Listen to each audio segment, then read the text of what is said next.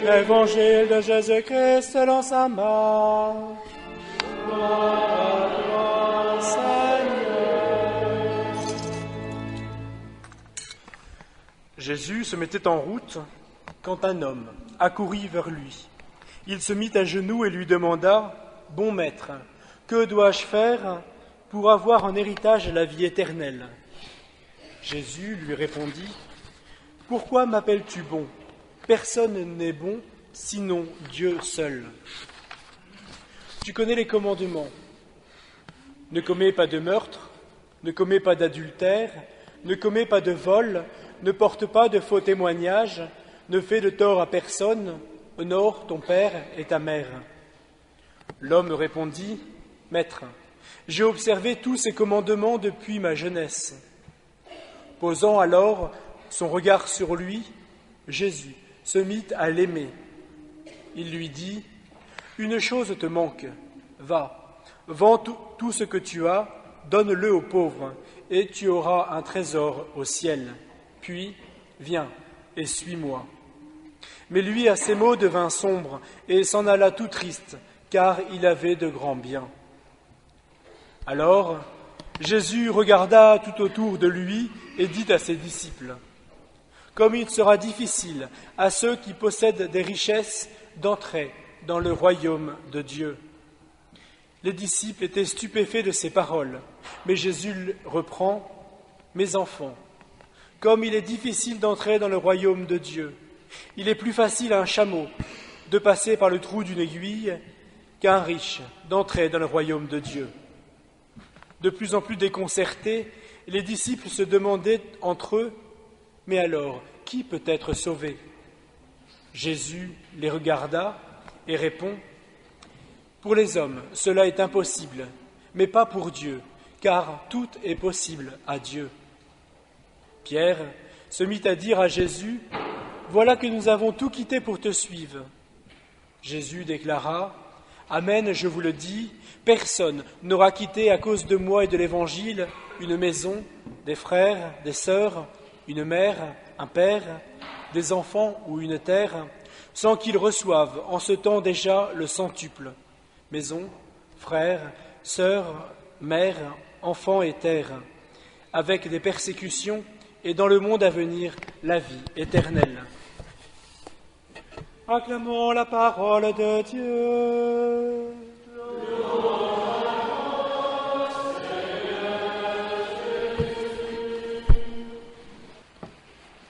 Chers frères et sœurs, cet évangile est souvent choisi pour illustrer la vie religieuse.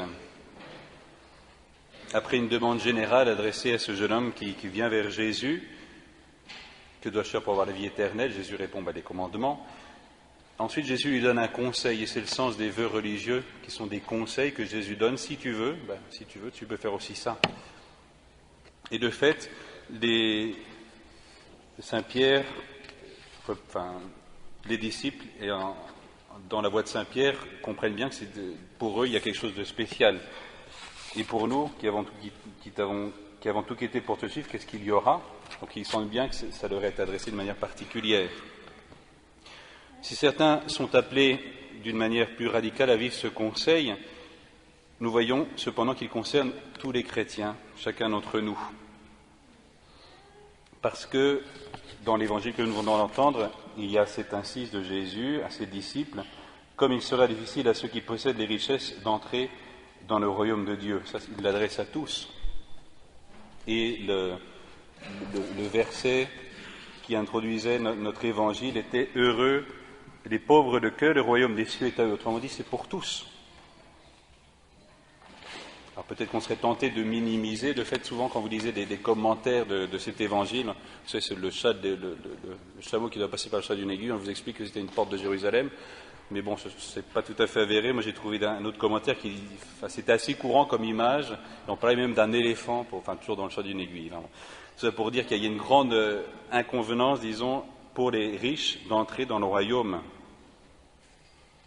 Et au contraire, il y a une grande exigence de la vie chrétienne.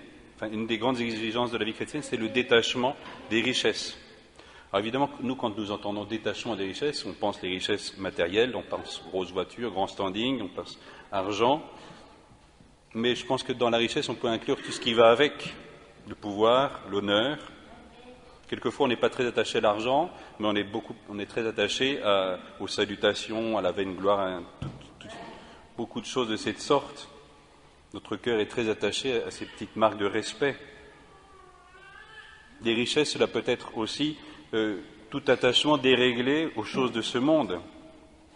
Alors aujourd'hui, on n'a que l'embarras du choix avec tout ce qui est de la technique, par rapport à la technologie. Bon, si on vous enlève votre téléphone portable, par exemple, je ne sais pas comment vous réagissez, ou si vos parents vous disent qu'il faut arrêter de jouer aux jeux vidéo pour travailler, bon là on se rend compte qu'on est très attaché à toutes ces choses-là. Ça c'est pour les jeunes, mais même pour les personnes plus âgées, je pense. On est très attaché à ces choses-là. On est attaché aussi à notre temps, parce qu'on est très avare souvent de notre temps, ou de mon temps.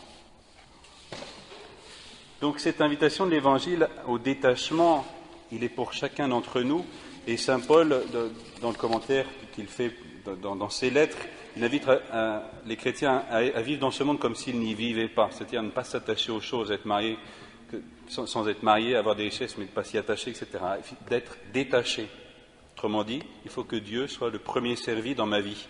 Il faut qu'il soit la première et la seule, l'unique affection de ma vie.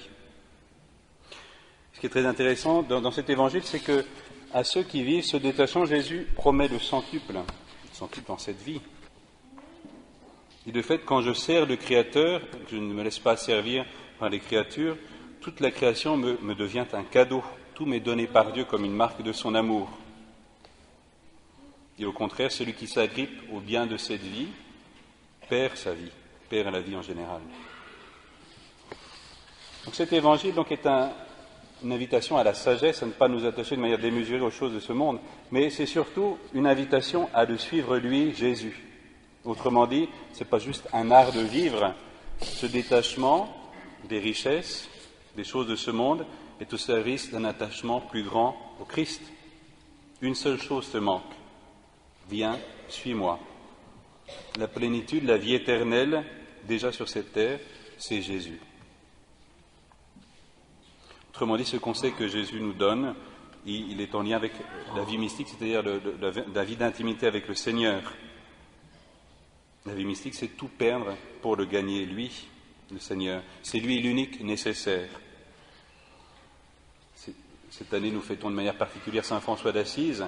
On peut penser à son exemple, son très grand attachement à Dame Pauvreté, à ce renoncement. Et sa prière, une de ses devises était « Jésus, mon Dieu, mon tout ». Quand nous entendons et nous méditons sur cet évangile, peut-être qu'on est un petit peu pris, on me dit « oui, c'est pour les spécialistes, c'est pour les professionnels de la pauvreté, pour les franciscains, etc. » Et de fait, il y a une grande impossibilité. C'est pour ça que Jésus relève, pour les hommes, c'est impossible. Mais pour Dieu, tout est possible. À Dieu, tout est possible. Donc, il s'agit, pour vivre ce détachement, pour vivre notre vie chrétienne, de compter sur lui seul, d'être pauvre de nous-mêmes, d'être humble. C'est lui le premier qui vient à notre rencontre. C'est lui le Verbe, de riche qu'il était, s'est fait pauvre pour nous racheter. Nous demandons de manière particulière à l'intention de la Sainte Famille de savoir répondre avec la même humilité et le même enthousiasme à cet appel du Seigneur de vivre détaché de tout pour nous attacher à lui.